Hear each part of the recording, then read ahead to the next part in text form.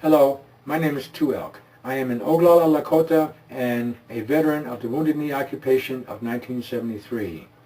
I have been a public radio journalist since 1978 and have produced programs for National Public Radio, the Smithsonian, and KGNU-FM Boulder Community Radio. I would like to talk to you a little bit about the last program in the recent PBS TV series, We Shall Remain, the one titled Wounded Knee, which should be titled AIM and the Stolen Legacy of Wounded Knee.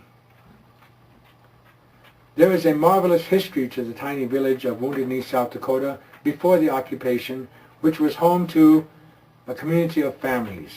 Given the title of the program, I had hoped that we would be told about this rich but tragic history of this community through the stories of the people and the families who lived there. From 1890 to when the town was established, what was it like to live there? Then perhaps, how were they affected by the occupation in 1973? What was it like to suddenly have your town taken over and locked down? Was it hard to decide to leave to avoid harm, but lose your home and belongings to looters? The potential was fantastic. Instead, I and the American public broadcast audience are fed yet again another reinvention of the American Indian movement. The program, titled Wounded Knee, is actually focused on the American Indian movement, origin, history, personalities, and key events, in the classic AIM pan-Indian skip-through-history style. It is my view that if they were going to produce a program on Wounded Knee, it should actually be about Wounded Knee community, Chankpe Opi Teoshpaye. However, as you will see, they disagreed. So, title and focus aside, let's talk about the program, Wounded Knee and AIM. As the story goes in this program, we are told, in the 1970s, Oglalas on Pine Ridge were under siege from Oglala Sioux Tribal President Wilson, and they called in AIM, the American Indian movement, to help them deal with the situation. Wilson and his followers, we are told, represented a pro-United States faction of mixed-blood Indians, the bad guys, while AIM was made up of full-blood traditionals, the good guys, a classic oversimplification of the situation, when in fact there were full-blood and mixed-blood Oglalas on both sides of that fence, splitting families much the same as in the Civil War in the United States split families. In the Wounded Knee program, we are told how the Oglala Civil Rights Commission, along with AIM, consulted the chiefs and all decided to take over Wounded Knee Village. What we are not told is that residents of that community had no knowledge of this until it suddenly was upon them. When AIM's occupation of Wounded Knee Village unfolded on them, many of the residents lost their cars, homes, and personal belongings and were never given consideration by AIM or the government for their loss. Yet, this is selectively omitted in this telling of AIM, Wounded Knee 73.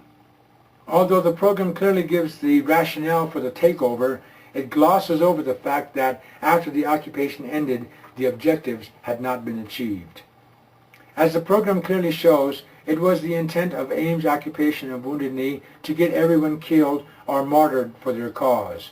Since that did not happen, the program is left only to present the deaths of Frank Clearwater and Buddy Lamont, yet it even distorts the facts of those deaths.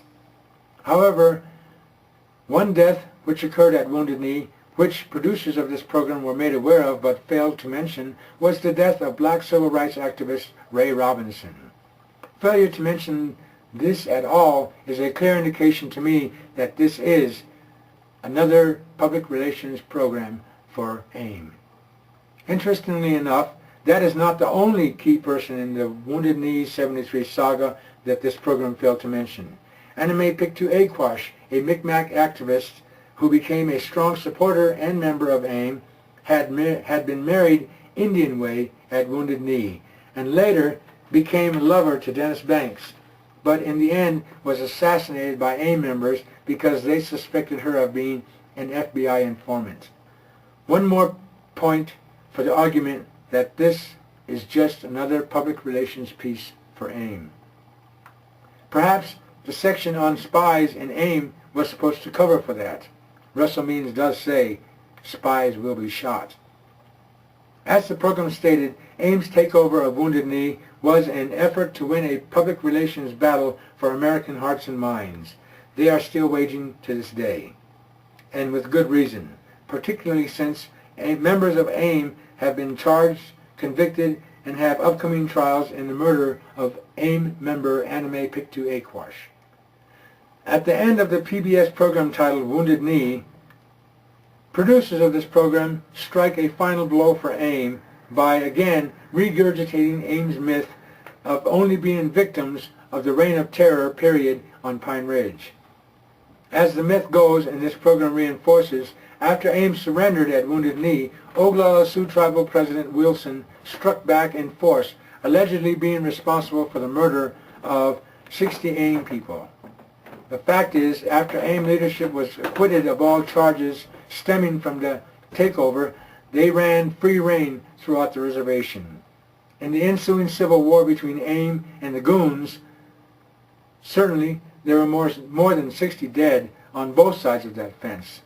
Too many of these belonged to neither side, but were simply innocent victims caught in the crossfire, such as the residents of Wounded Knee. The program further asserts that AIM's demise came about due to the government trying to tie it up in the courts. The producers of this program would like us to believe, in fairy tale fashion, that as a result, AIM fell into disarray and violent infighting and simply lost their way. Fact is, AIM leadership flushed it down the toilet 2 years after Wounded Knee by ordering the interrogation and murder of Anime Pictou Aquash because they suspected her of being an FBI spy. As the news of her murder rippled through Indian country, the risk of falling into AIM crosshairs seriously diminished its following. If you believe the telling this program presents, AIM was a courageous band of Indians who took a stand against the United States government at Wounded Knee. However, the truth is, when AIM took over Wounded Knee Village in 1973, they hijacked the legacy of that community and Lakota people for their own gain. Since 1973 to present, AIM has exploited and cashed in on the notoriety of their takeover. However, nowhere along the line have they bothered to share with the residents of Wounded Knee Village any of their so-gotten gains. PBS and this Wounded Knee program clearly continues that AIM tradition. Since although it is named Wounded Knee, it speaks nothing of that community history or its people, but instead presents yet again another public relations treatment of AIM's Wounded Knee, while turning a blind eye to the truth of Wounded Knee. Evidently, Stanley Nelson and PBS want, like AIM, that we shall remain hijacked and blind to these truths. I encourage you, if you'd like to learn more about the true Wounded Knee, 1973, check out the following resources which tell you about the occupation and key people and events that arose out of that occupation. Thank you much for your time. Again, I am 2 Elk for Generations Native American Media.